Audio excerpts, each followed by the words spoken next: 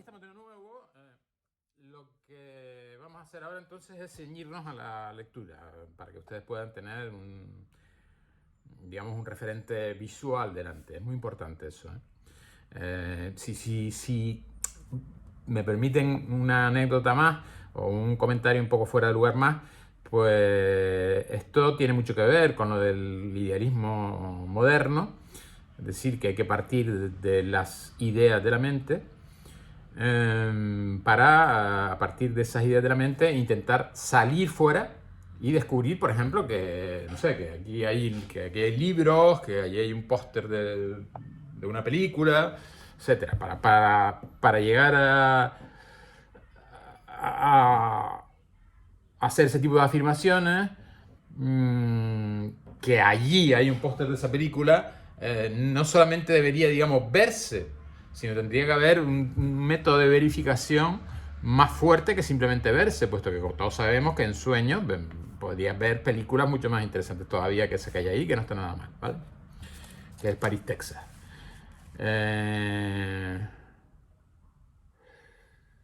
Bien, pues vamos pues con el problema del conocimiento en Kant o la epistemología kantiana. Antes de comenzar, pues recuerden que la filosofía de Kant se conoce también como idealismo, como todos los demás teóricos modernos. Es decir, que comienza por el análisis de las ideas, idealismo, pero a él le añade el término trascendental. Idealismo trascendental.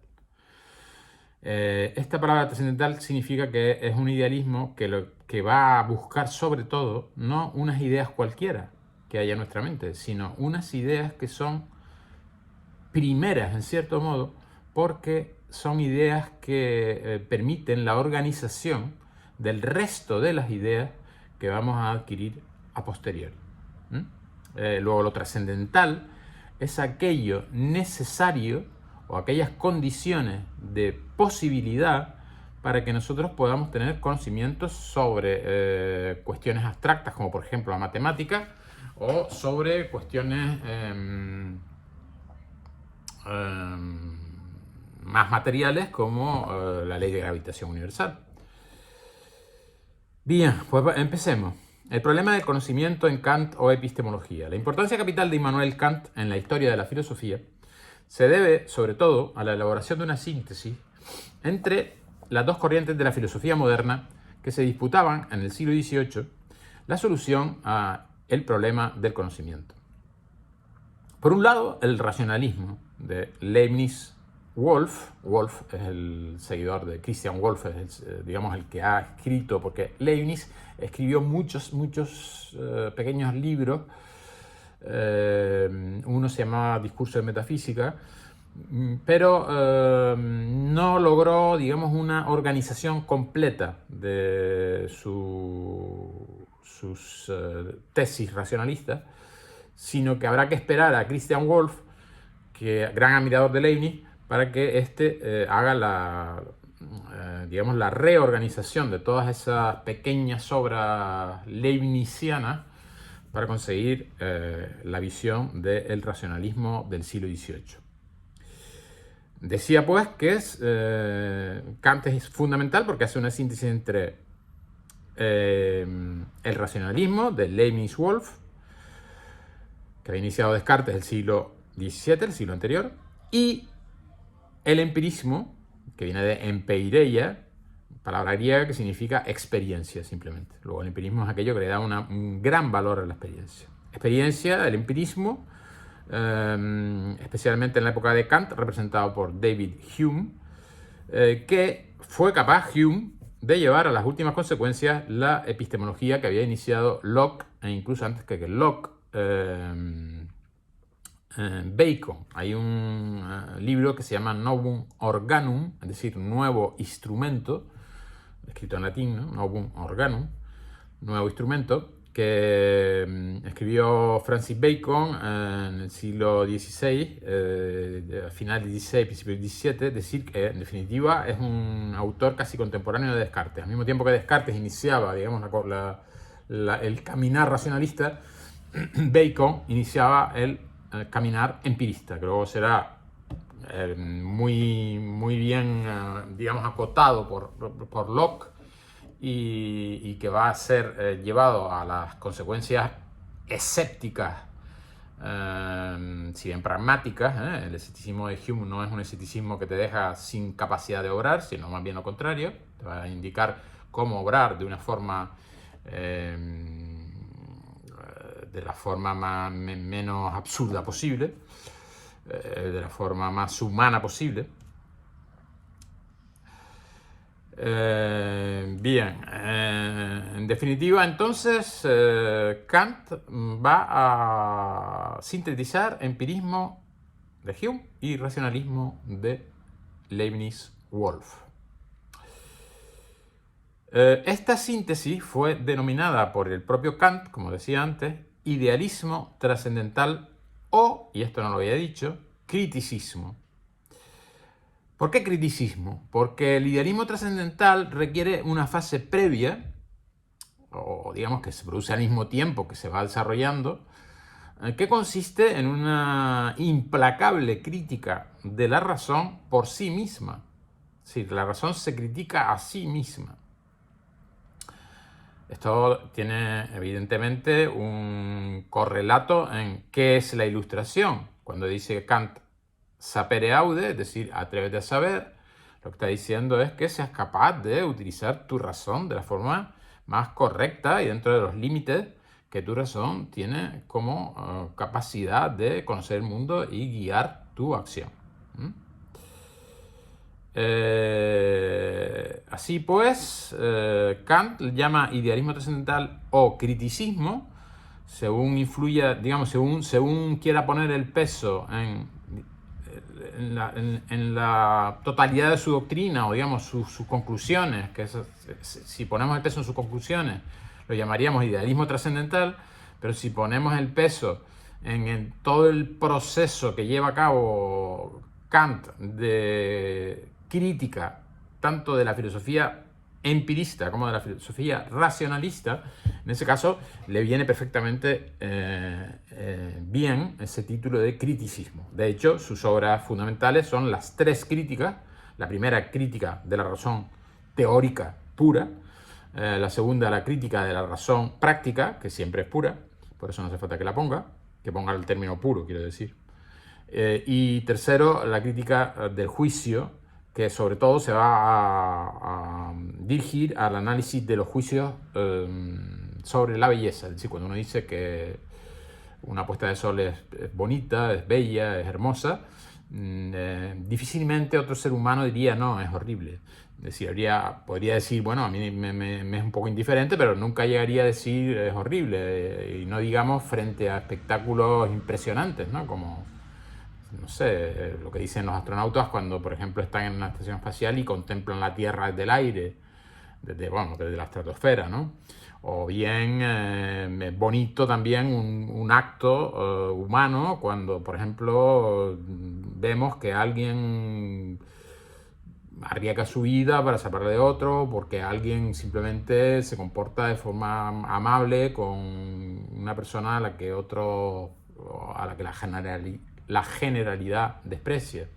Si tú a esa persona, independientemente de lo que luego la gente vaya a pensar de ti, la tratas de forma humana, correcta, como un fin en sí mismo, te sentirás muchísimo mejor.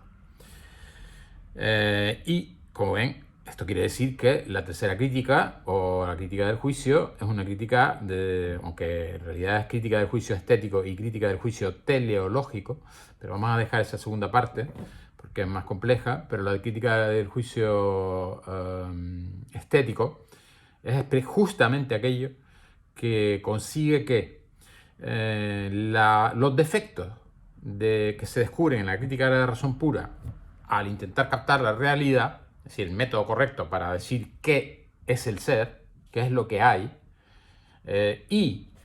cuando él desarrolla la segunda pregunta en la crítica de la razón práctica para decir qué debo hacer, cómo debería ser el mundo, evidentemente no hay una concordancia, es decir, el mundo es muchísimo peor que lo que debería ser. Nosotros somos muchísimo más malos de lo buenos que podríamos ser. Lo que busca Kant justamente es eso, no es que seamos santos, ni que haya una perfecta coincidencia entre el ser que vamos a tener que alcanzar tras la epistemología de la razón pura, por un lado, razón teórica pura, y por otro lado, la razón guiando nuestra acción con el imperativo categórico, diciéndonos no trates a los demás como objetos, etc., ¿no? Bien, pues como esas dos cosas están separadas, es decir, que en definitiva siempre se trata a los demás como objetos, pues aquí en esta parte que es el ser y esta parte que es el deber ser, en medio hay un abismo, ¿no? Que está el abismo en mi cara, ¿vale? O sea, mi cara representa el abismo y mi cara, por tanto, representaría como la tercera crítica, que es como la raíz común, ¿ven? De las otras dos cosas, es como si todo saliera de aquí, ¿eh? Y esa raíz común es justamente nuestra concordancia, nuestra identificación tanto del ser, ¿ven? Como por ejemplo el ser de una puesta de sol, eso es ser, ¿no? Hay una realidad ahí, hay un sol, que evidentemente no es el que se mueve, sino es la Tierra, pero hay un sol que en apariencia se pone en el horizonte hacia el oeste, y si nosotros contemplamos en ese momento la puesta de sol, estamos diciendo que bien hecho está el mundo, ¿no? Digamos, si nosotros percibimos eso como algo bello, qué bien hecho está el mundo, qué bonito, qué maravilla de puesta de sol. Pero eso es la parte buena que tiene el mundo. Sin embargo, ¿ven? La parte buena tiene que ver, por tanto, con la belleza. Es decir, parece ser que la belleza hace que el mundo debería ser siempre como una puesta de sol, algo parecido. El mundo debería ser siempre como si fuera una puesta de sol, sería algo que a todos nos ponga de acuerdo y a todos nos acerque y a todos nos constituya en una comunidad humana. Eso es lo que debería, digamos, no es eso lo que debería ocurrir, es eso lo que ocurre, dice Kant. Lo que está ocurriendo cuando Kant analiza la historia y, por ejemplo, hace distintos escritos sobre filosofía de la historia, es decir, a dónde se dirige la historia, y al mismo tiempo defiende una posición para que la historia aún avance más, que la posición de qué es la ilustración, respuesta a la pregunta ¿qué es la ilustración? Es decir, el texto de selectividad. Pues Kant está, digamos, en ese punto intermedio, ¿vale? En esa raíz común de la que sale la crítica de la razón pura, teórica, para ver qué es el ser, y la crítica de la razón práctica, que debería ser el mundo, ¿vale? Entonces, digamos que la parte central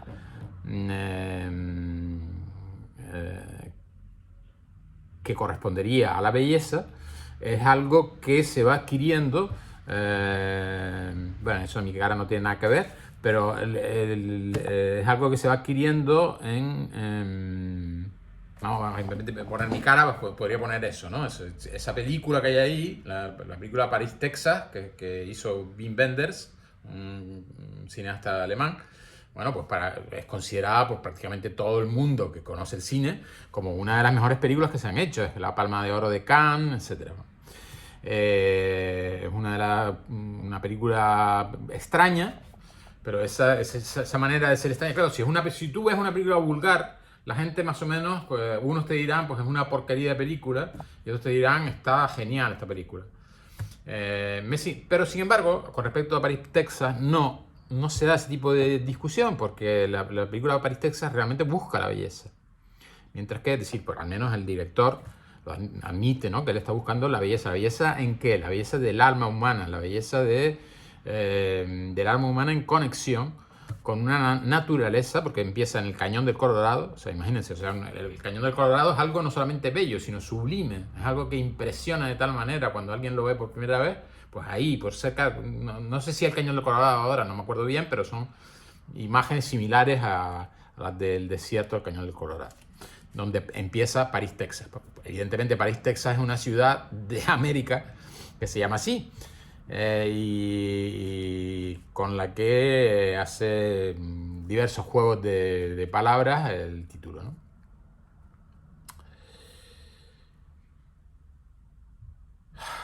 Bien, entonces una vez más me he ido un poco de la lectura. vayamos pues estaba intentando indicar que ¿por qué le llama también criticismo o filosofía crítica a su propia filosofía? El propio Kant, ¿eh? Kant llama a su filosofía idealismo trascendental, ese es el objetivo, pero le llama también criticismo o filosofía crítica, que es, digamos, el procedimiento que él ha tenido que llevar a cabo para limpiar esos dos terrenos de cosas absurdas y contradictorias, el terreno teórico y el terreno práctico, e intentar unificarlos a través de la belleza y otro tipo de elementos históricos, religiosos, etc. Tratar de unificarlos en la tercera crítica, ¿vale? Y para esa unificación, pues evidentemente es importante que la sociedad tenga una cierta organización, esto es muy aristotélico, ¿no? Una cierta organización que justamente para Kant está expresada ese tipo de organización en que es la ilustración en la que insiste en que la clave es que los humanos, cada humano, sea lo suficientemente osado o audaz para seguir su propia razón. Para eso, lógicamente, tiene que primero examinar qué capacidades, qué poder tiene su razón, ¿no? Por eso la primera pregunta, ¿qué puedo conocer? Bien, pues volvamos a la lectura. Kant denomina su filosofía idealismo trascendental o criticismo, y tras una crítica de la razón, por eso, tras una crítica de la razón para poner de manifiesto su modo de proceder y por tanto sus límites, es decir, que hay un primer periodo, crítica de la razón, por la razón misma, no por Dios o por una entidad externa, ni por algo que diga la gente, sino la razón se critica a sí misma y se dice ella a sí misma, yo no puedo llegar hasta aquí, pero no más allá. Por ejemplo, puedo llegar a conocer cómo funciona la fisiología de un pino, y por tanto replantar y hacer reforestación, pero ven, eso ya formaría parte de la crítica digamos, de la razón práctica. Debo reforestar, pero para reforestar tienes que conocer cómo funciona la fisiología del pino. Por eso están las dos cosas conectadas. Y finalmente, si se reforesta, encontraríamos la parte central, la belleza. El monte ha vuelto a llenarse de pino. Y desde allí podemos contemplar las estrellas o la puesta de sol con un marco muchísimo más hermoso que si fuera un terreno quemado, ¿no? Bien, así pues, tras la parte de criticismo, una crítica de la razón para poner de manifiesto su modo de proceder y por tanto sus límites, establece que, y aquí está la clave, por eso en negrita, el conocimiento es una mezcla de elementos a priori, que son los elementos trascendentales, y a posteriori, a lo que llamará Kant materia de las sensaciones. A posteriori no quiere decir exactamente que el asunto tenga materia, es decir, agua, tierra, fuego o los elementos químicos que se aceptaran en la época de Kant. No. La materia quiere decir aquello que le da solidez o lo que llena los elementos a priori. Los elementos a priori, en cierto modo, están vacíos. Dirá Kant en un momento dado que el entendimiento sin la sensibilidad, es decir, sin tocar, sin oler, el entendimiento sin la sensibilidad está vacío, y la sensibilidad, es decir, si uno solamente fuera como un animal que únicamente recibe datos sensibles y no los organiza, la sensibilidad sin organización, es decir, sin entendimiento, está ciega, porque no sabe a dónde dirigirse, ¿no? Un perro no va a elegir ahora qué voy a estudiar a continuación. Una vez que haya cumplido su necesidad de forma más o menos correcta, según su crítica de razón práctica, pues el perro, en fin, es una broma, ¿eh? El perro evidentemente no tiene razón práctica alguna, se guía estrictamente por el entendimiento, ¿no? Pero creo que se comprende lo que quiero decir. Bien, la clave pues es esto, ¿no? El conocimiento es una mezcla de elementos a priori trascendentales y a posteriori, que son la materia de las sensaciones. Es decir, es una mezcla de entendimiento a priori y sensibilidad a posteriori. Descarta así que haya conocimiento sobre entidades de la realidad exclusivamente a priori, puesto que es una mezcla de a priori y a posteriori, ¿no? No puede haber un conocimiento de entidades exclusivamente a priori, como pretendían los racionalistas, ¿no? Como pretendían los seguidores de Descartes, hasta Wolff, pasando por Leibniz. Con lo que, por ejemplo, una ciencia sobre Dios, una parte fundamental de la metafísica desde la época de Aristóteles, y que ha sido muy desarrollada en la época medieval y muy estudiada en los múltiples detalles por la filosofía escolástica después de Tomás de Aquino.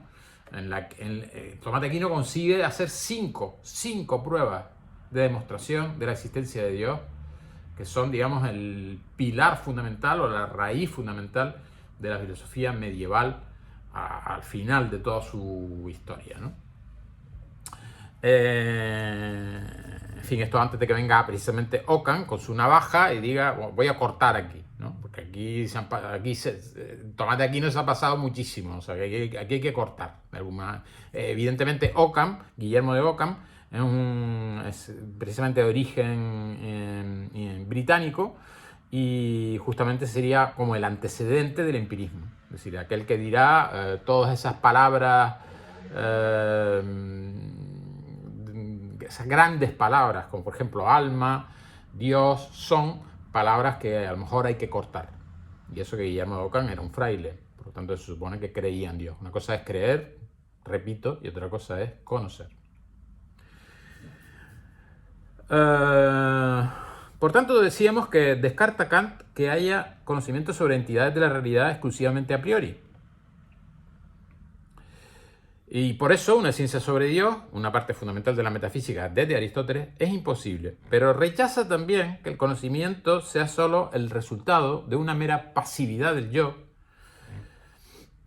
una mera pasividad del sujeto, una mera pasividad de mi mente, que, digamos, se va a dejar imprimir por datos que vienen desde fuera y que va a ir como taladrando mi cabeza y llenándola de conocimientos. Y antes de eso, digamos, está en blanco. Es como si fuera una página en blanco. El propio Hume dice que el conocimiento humano es como un white paper, como una página en blanco, en la que pues, efectivamente uno va dándole a las teclas, en fin, uno no, la realidad son las teclas que van a ir imprimiendo en esa página en blanco todos los conocimientos que nosotros vamos a ir luego a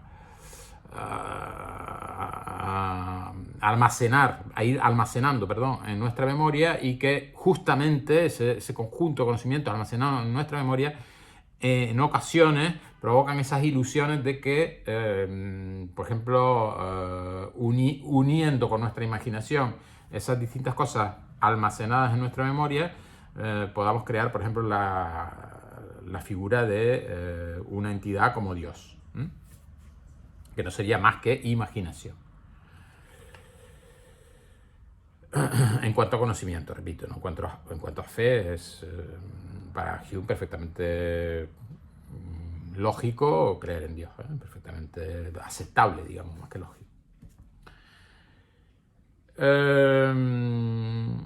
Sí, pues, una parte de la metafísica es imposible, es totalmente imposible. La parte de la metafísica sobre Dios, la parte de la metafísica sobre el alma y la parte de la metafísica sobre el mundo como un todo, digamos el universo, diríamos hoy, esas tres partes de la metafísica que tratan de decirnos las cosas sobre las tres entidades más enigmáticas de la realidad, porque nosotros podemos conocer cosas fácilmente, por ejemplo, como el calor hace evaporar el agua. Ese conocimiento es un conocimiento físico que se adquiere sin ningún tipo de problema.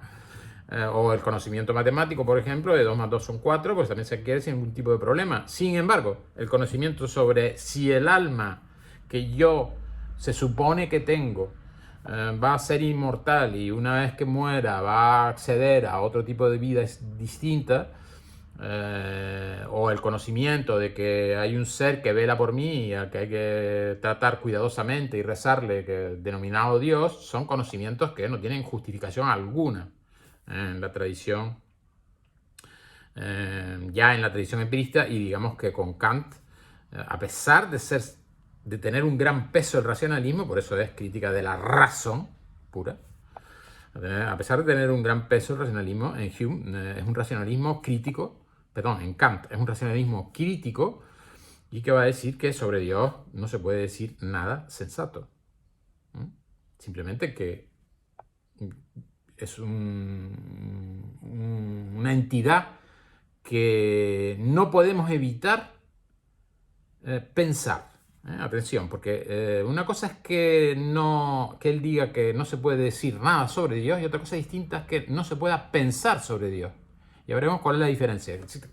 Luego lo explicaré con más detalle, pero pensar sobre Dios significa simplemente, digamos, pensar las características de ese ser suponiendo que existiera, aunque no exista.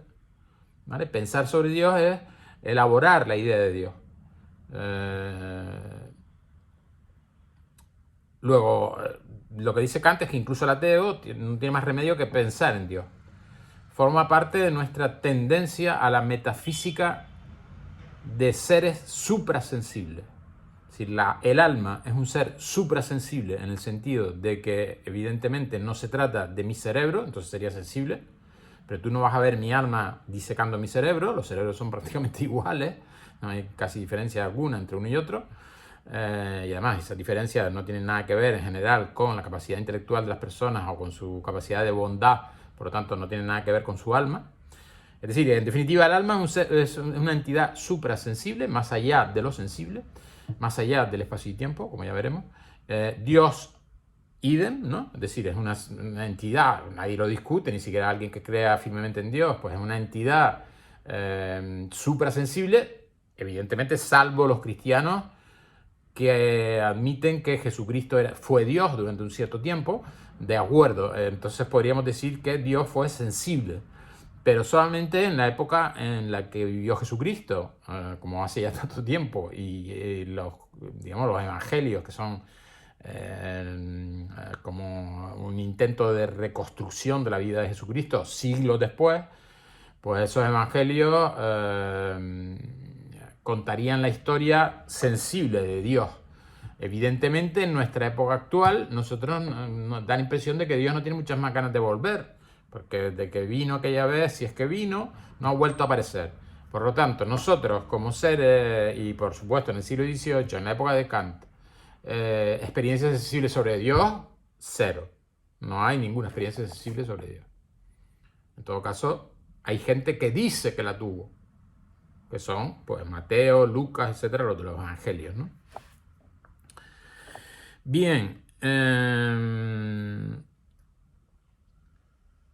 así pues se rechaza una ciencia sobre Dios, una metafísica sobre Dios, pero también se rechaza que el conocimiento sea una mera pasividad del sujeto que recibe datos a posteriori de la experiencia, como sugerían los empiristas. Esto que había dicho de la máquina que va grabando en mi página en blanco. De manera que la ciencia de la naturaleza, a la que Newton había llevado a su apogeo, no solo es probable o subjetiva, porque eso es lo que le pasaba a Hume al final, que el tipo decía, pues bueno, esto nosotros no podemos estar totalmente seguros porque son elementos que vienen a posteriori y por lo tanto como son a posteriori, lo a posteriori siempre es subjetivo. Hay unas personas que perciben una cosa y otras que perciben otras. El daltónico no verá determinados colores, etcétera, ¿no? Un animal pues no percibiría las cosas de la misma forma que un humano. Por ejemplo, los toros pues se sabe que no ven los colores, no ven el rojo, etcétera, ¿no? Ven que, claro, el problema, digamos, es que por una parte los racionalistas están hablando de entidades suprasensibles y Kant dice no se puede hacer ciencia sobre eso, no se puede hacer metafísica sobre eso, y por otra parte tienes a Hume que te dice no puedes decir nada sensato que sea a priori, ni siquiera que sea a priori, y por tanto todos los conocimientos sensatos a los que nosotros debemos darle legitimidad y fundamento y creérnoslo son los conocimientos que se adquieren a posteriori, es decir, a través de la experiencia, experimentos, etc. Entonces, Kant va a decir que no es cierto que sean solamente esos los conocimientos que tenemos. Va a decir que tenemos también conocimientos a priori. Solo que esos conocimientos a priori no son la metafísica de Dios, no es la metafísica del alma y no es la metafísica del universo. Es decir, cuándo se creó el universo, si el universo es infinito, finito. No se puede realizar ningún tipo de ciencia ahí porque inmediatamente caes en errores lógicos, que es lo que demostrará Kant en la tercera parte de la crítica de la razón pura, que se llama dialéctica trascendental.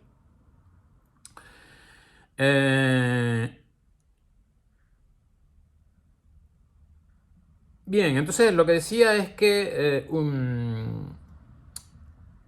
la ciencia sobre la naturaleza a la que nosotros podemos aspirar, llamada también física o filosofía natural en la época de Kant, física o filosofía natural eran sinónimos, la ciencia de la naturaleza, newtoniana por ejemplo, no solo es probable, como decía, ni subjetiva, porque si fuera solamente probable y subjetiva podría fallar. Para Kant se supone que es infalible.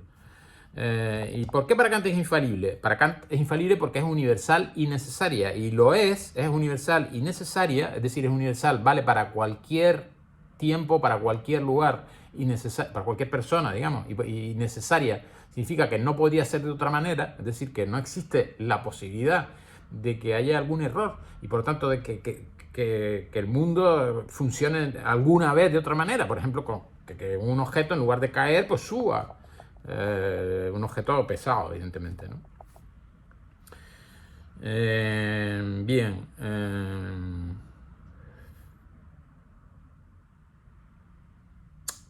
No solo es probable o subjetiva la ciencia de la naturaleza, la física o filosofía natural, sino universal y necesaria porque el sujeto, nosotros, es decir, el individuo que va a conocer, denominado sujeto en toda la filosofía moderna, el sujeto pone, atención porque está aquí, hay una cursiva. ¿Y por qué hay una cursiva? Porque veremos que hay una diferencia entre poner y dar, ¿vale?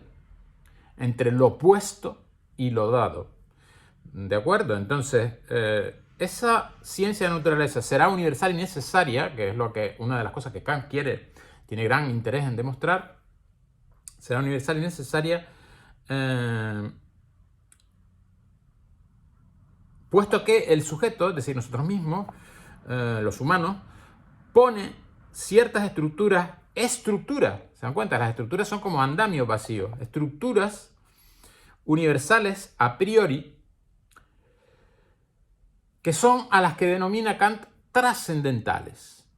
Son trascendentales, trans significa que están un poquito más allá de, por lo tanto, están más allá de los meros datos que se me imprimen en la cabeza. Estaban ya aquí, en realidad más acá, no más allá, sino más acá. Esto es interesante porque, por ejemplo, para Platón las ideas son trascendentes, no trascendentales. Es decir, es un más allá. El mundo inteligible es un más allá, pero es un más allá que existe por sí mismo. En el caso de Kant, él nunca va a aceptar que haya un más allá que existe por sí mismo. Solamente podrá, en todo caso, aceptar que eso ocurra una vez que haya realizado la labor crítica. Pero lo que va a descubrir cuando realice esa labor crítica es justamente lo contrario. Es decir, que trascendente no hay nada que se pueda demostrar con certeza científica. Y es por ello que constantemente todas las corrientes filosóficas discuten entre sí porque no es posible ponerse de acuerdo. No es posible ponerse de acuerdo justamente porque puedes demostrar una cosa y la contraria. Ese es el problema fundamental. Puedes demostrar que Dios existe como puedes demostrar que Dios no existe. O bien aceptas que en efecto no puedes demostrar ni una cosa ni otra. Y por tanto, si no puedes demostrar ni una cosa ni otra, pues entonces no tiene mayor sentido considerarlo conocimiento. Lo tienes que considerar objeto de fe, otro tipo de cosas distintas, ¿no? Bien, entonces repito esto de poner y dar, para que vean cómo haríamos una frase en la que aparezcan los dos verbos, poner y dar, ¿no?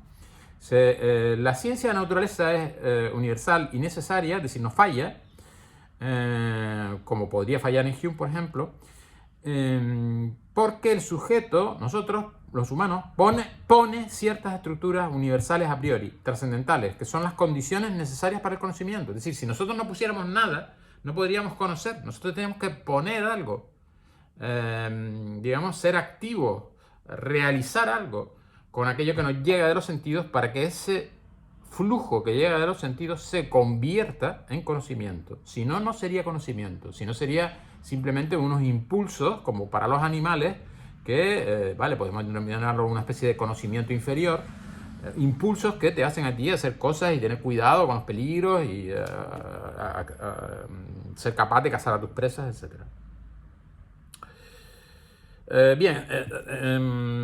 Sigo pues.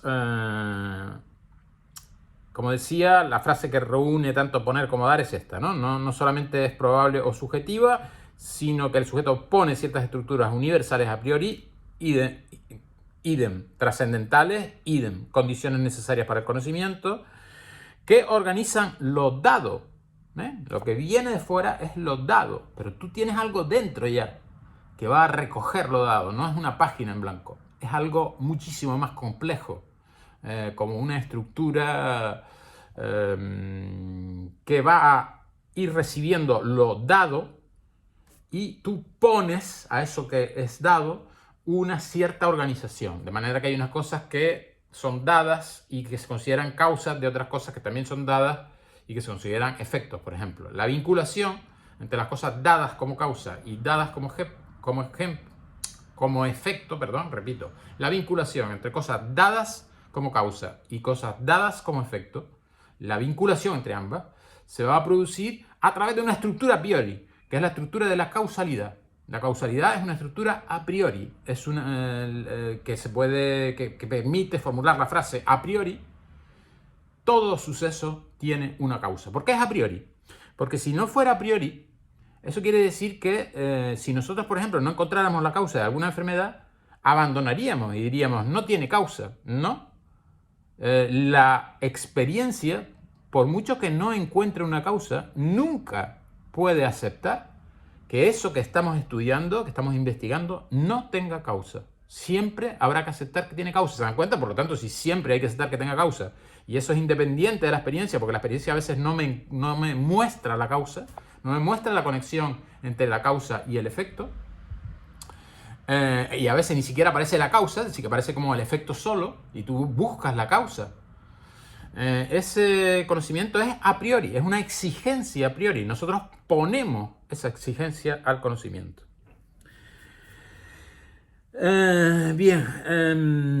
Así que repito la frase, no es solo probable o subjetiva, sino universal y necesaria, pues el sujeto pone ciertas estructuras universales a priori que organizan lo dado por la realidad exterior, y así se supera el escepticismo de Hume, al que Kant de todas formas admiraba por haberle, como él dice en uno de sus libros, por haberle despertado de su sueño dogmático, en el libro Prolegómenos para toda metafísica del porvenir. En fin, este es un libro de Kant, Prolegómenos para toda metafísica del porvenir, que como ven indica que no es que él quiera destruir completamente la metafísica, sino cierta manera de hacer metafísica. En el porvenir deberá haber una metafísica sometida a leyes, a estructuras, que él va a intentar descubrir en la crítica de la razón pura. Bien, esto es lo que Kant denomina también el giro o revolución copernicana en la teoría del conocimiento. Sabemos que Copérnico cambió, completamente de sitio la Tierra y el Sol, ¿no? Es el acto por excelencia de la teoría, el gesto, digamos, por excelencia de la teoría copernicana, es que ya la Tierra no está quieta, sino que la Tierra se mueve alrededor del Sol, ¿no? Bien, pues en el conocimiento, ¿qué significaría esto para Kant? Pues significa que ya nosotros no estamos, digamos, quietos como la Tierra antigua, quietos ahí a esperar a que la realidad nos gire alrededor, sino que nosotros vamos a ir, como decía yo, a buscar la realidad. Y vamos a ir a buscar la realidad precisamente, aquí me salgo un poco del texto, precisamente porque no podemos evitar hacer metafísica. Si no, no iríamos tanto a buscar, sino nos quedaríamos como un animal simplemente esperando aquellas cosas que necesitamos para la vida cotidiana. Pero no, los científicos no se limitan a aquello que les puede ser útil en la vida cotidiana. Los científicos quieren llegar siempre más lejos, más allá, más lejos en el tiempo, más allá en el espacio. más profundamente en lo microcósmico y más alejadamente en lo macrocósmico. Y digamos también más profundamente o más penetrantemente en los aspectos corpóreos, pero también al mismo tiempo más, esto se parecería más a un submarinista, es decir, más profundamente en el sentido de llegar a las raíces de aquellos aspectos que no son corpóreos, como por ejemplo nuestra sensación de culpabilidad, que no es corpórea, que tiene que ver por lo tanto con la ética, etcétera, con la metafísica de las costumbres. Entonces Kant denomina revolución copernicana en la teoría del conocimiento esto de que ahora el sujeto no permanece pasivo absorbiendo conocimiento, sino que se mueve con su propia actividad espontánea, imprimiendo un sello a priori en la realidad. Por eso ya no podremos conocer la realidad tal como ella es en sí misma. ¿Por qué no? Porque nosotros somos el sujeto que pone ciertas estructuras. Esas estructuras van a coger lo dado por la realidad, por la experiencia, lo que viene a través de nuestros datos de los sentidos, oídos, ojos, etc. Todo eso es organizado, podríamos decir en nuestro cerebro, pero eso es lo de menos para Kant. Sí, Kant acepta que probablemente eso tenga lugar en el cerebro, pero no es el cerebro el que nos permite explicar eso. Es la noción teórica de conocimiento mismo. Es decir, para que haya conocimiento es necesario que haya una mente que reorganice los datos dados de tal manera que ponga unas estructuras. Bien, entonces no vamos a conocer, como nosotros ponemos unas estructuras, pues en cierto modo deformamos, ¿ven? Deformamos y reorganizamos aquello que podríamos denominar lo que es real en sí mismo, ¿vale? Lo real en sí mismo, por ejemplo, yo cojo este reloj, ¿no? Y digo, bueno, este reloj es real en sí mismo. Kant diría, no puedes decir que ese reloj sea algo real en sí mismo. Lo que puedes decir en todo caso es que existe como un fenómeno, es decir, existe como el resultado del impacto que esta parte de la realidad produce en mi capacidad organizativa, y yo identifico esto como un tipo de cuerpo muy particular, artificial, no vivo, sin embargo móvil, denominado reloj. ¿Vale? ¿Ven? Ahí hay un concepto que es a posteriori, pero que está utilizando ciertas estructuras a priori que son la de esto no puede ser simplemente una cosa fluctuante, sino que tiene que ser una cosa que tiene un peso, de hecho pesa bastante, y tiene bueno, el reloj realmente es un ejemplo genial, es la primera vez que lo utilizo, pero realmente es genial, porque el reloj justamente tiene como una maquinaria interior, ¿ven? Que no la vemos, pues algo así es lo que está diciendo Kant. Nosotros no podemos ver, digamos, la maquinaria interior de la realidad, no podemos verla, no podemos percibirla, no podemos estudiarla. El reloj sí, porque al final el reloj no está tan oculta como la realidad. Tú puedes abrir el reloj y empezar a ver las ruedas que tiene. Pero supongamos que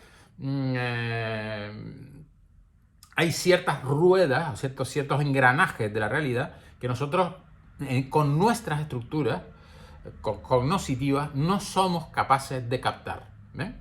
Entonces, eso que no somos capaces de captar es justamente lo que está más allá de los límites del conocimiento humano. Entonces este reloj está dentro de los límites del conocimiento humano. ¿Por qué? Porque mis estructuras a priori lo detectan como un objeto singular con ciertas características, cierto peso, por ejemplo, si se para, diré la causa es que se le acabó la pila, ¿no? O si fuera de cuerda, pues que no le he dado cuerda suficiente, etcétera, ¿no? ¿Ven? Todas esas, el intentar comprender cómo funciona un reloj, un animal nunca se lo plantearía, nosotros sí, porque el reloj es justamente algo sí, que me encanta el ejemplo, porque el reloj se parece parece representar esa distinción que hace Kant entre fenómeno y noumeno, ¿vale? Y entonces entramos en la siguiente frase, que es extremadamente compleja y que hay que entender bien. Ya está claro que nosotros ponemos cosas en el conocimiento que nos es dado por la realidad. Está claro. Está claro, por tanto, que la realidad en sí misma, digamos, quedaría fuera de la pantalla, ¿no? quedaría fuera, incluso quedaría fuera de aquí. La realidad, digamos, está influyendo sobre nosotros desde fuera. Pero nosotros estamos no pasivos, recibiendo como si fuéramos un papel blanco o una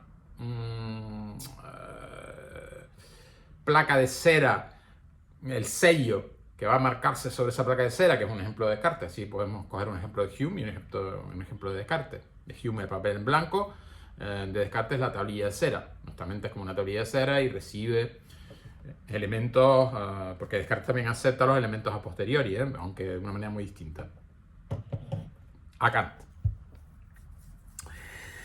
Bien, veamos entonces este asunto de fenómeno y noumeno. Fenómeno viene de phaenomenon, que es una palabra de origen latino y que si la traduces al alemán es algo así como lo que aparece, ¿vale? El aparecer de la realidad. La realidad, por lo tanto, se nos aparece a los humanos, pero dependiendo de aquello que nosotros tenemos ya a priori.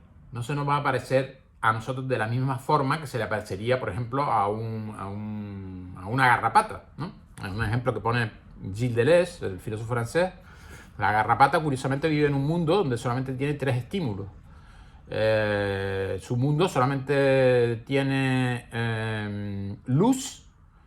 Entonces las garrapatas lo que hacen es subir hacia la luz, es decir, subir a plantas. Luego son sensibles al calor. Entonces cuando pasa por debajo un mamífero se dejan caer. Y luego dentro del mamífero tienen también tacto para detectar la zona más fina, donde pueden ahí enganchar sus mandíbulas y empezar a chuparle la sangre al animal en cuestión, ¿no? Al perro. Suele ser detrás de las orejas de los perros. Afortunadamente los humanos puede que tengamos de vez en cuando piojos o cosas parecidas, pero no garrapatas, ¿no? Es raro, aunque puede ocurrir, ¿no? Que si vas al campo, que la garrapata precisamente con sus estructuras a priori te detecte como un mamífero ideal. Y claro, si la garrapata fuera más lista, nunca se dejaría caer sobre un humano, porque sabe que el humano se la va a arrancar, mientras que un perro tiene mucha más dificultad, porque el perro no es capaz de identificar la garrapata como causa de malestar especial. La garrapata realmente no hace casi daño, al mismo tiempo que chupa la sangre. Está produciendo una especie de, ¿cómo se llama?, de anestésico, ¿no? De manera que los mamíferos por eso no insisten demasiado en expulsar sus garrapatas. De vez en cuando les pican y es cuando los perros se ponen a rascarse las orejas, ¿no? Bien, entonces con todos estos ejemplos en la cabeza que les he contado, pues leamos esta frase, ¿no? Por eso ya no podemos conocer la realidad tal como es en sí misma. Kant precisamente la denomina a la realidad cosa en sí. No cosa, no cosa con minúscula, sino en mayúscula cosa en sí. En alemán, en fin, podría decir el término en alemán, pero da igual. Cosa en sí, la traducción está clara. Cosa en sí, pero a veces le llama también noumeno. Y ahora veremos por qué esto de llamar la cosa en sí o llamarla noumeno. La realidad es la cosa en sí, es decir, en definitiva, la cosa que no depende de nosotros, ¿ven?, de nuestras estructuras a priori, sino en sí, se sale de la pantalla nuestra. ¿Y por qué noumeno? Porque a pesar de que se sale de la pantalla, lo que se sale de la pantalla es precisamente Dios, el alma y el mundo como un universo completo, al cual no podemos acceder nunca por nuestros sentidos, el mundo entero.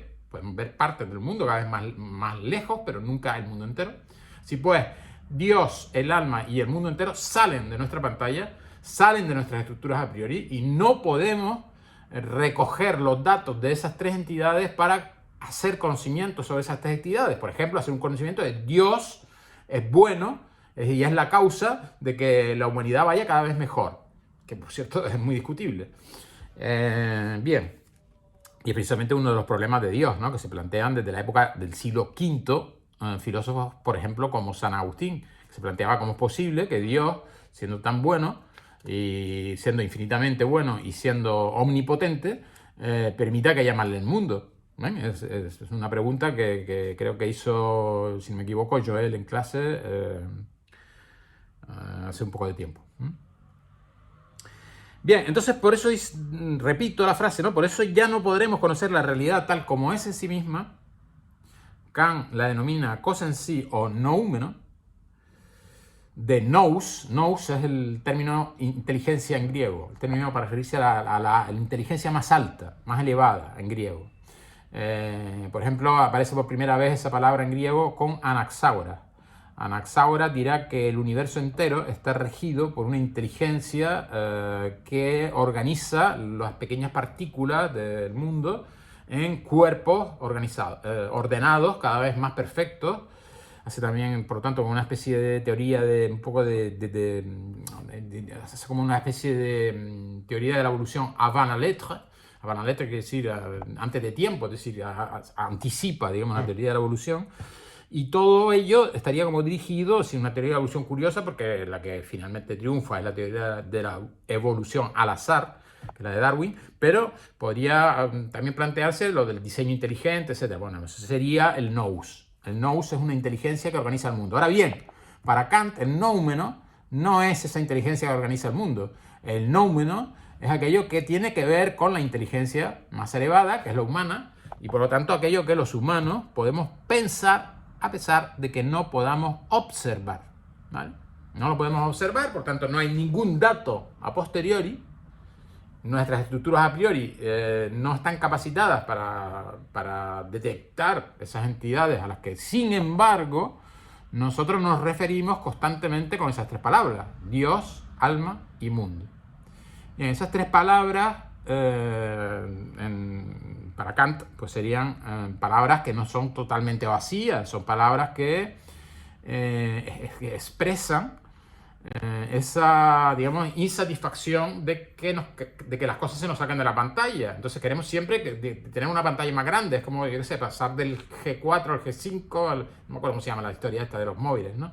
Pero cada vez hay como una generación nueva, entonces cada vez como que la pantalla intentaría coger más cosas más rápidamente, en mayor cantidad, con más gigas, etcétera, ¿no? Bueno, pues esa sería la historia precisamente del noumeno. El noumeno es aquello que nosotros pensamos que hay algo más allá de esto. Siempre es esa historia de más allá. Es decir, en este caso ya el noumeno sí sería trascendente y no trascendental, aunque Kant le denomina a esas tres ideas trascendentales y no trascendentes. ¿Por qué las denomina trascendentales? Porque realmente son útiles en el idealismo trascendental, porque ellas son las que ponen, digamos, las que empujan a nuestras estructuras a priori a salir a buscar a la realidad. Si no pensáramos que existe un universo inmenso, no sabemos si infinito o no, pues no pondríamos telescopios cada vez mayores. Si no pensáramos que existe algo así como un alma, no intentaríamos, o algo parecido a un alma, una mente, pues no intentaríamos hacer avanzar cada vez más la psicología, la psiquiatría y construir medicamentos que puedan interaccionar con esa parte, digamos, no corpórea de un ser humano.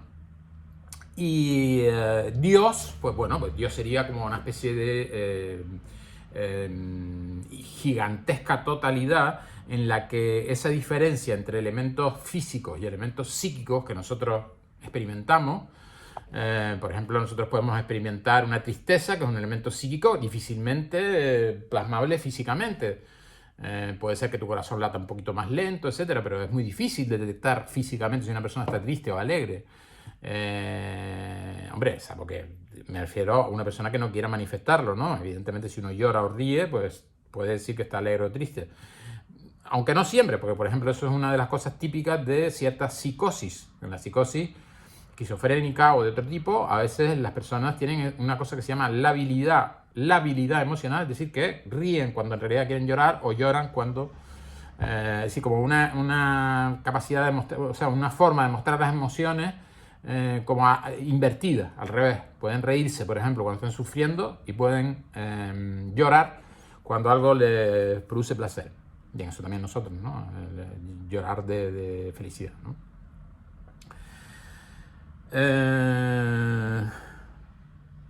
Así que bueno, termino esta segunda clase que ya lleva casi una hora y creo que es demasiado larga, sobre una sola página de mis apuntes, con la siguiente reflexión, ¿no?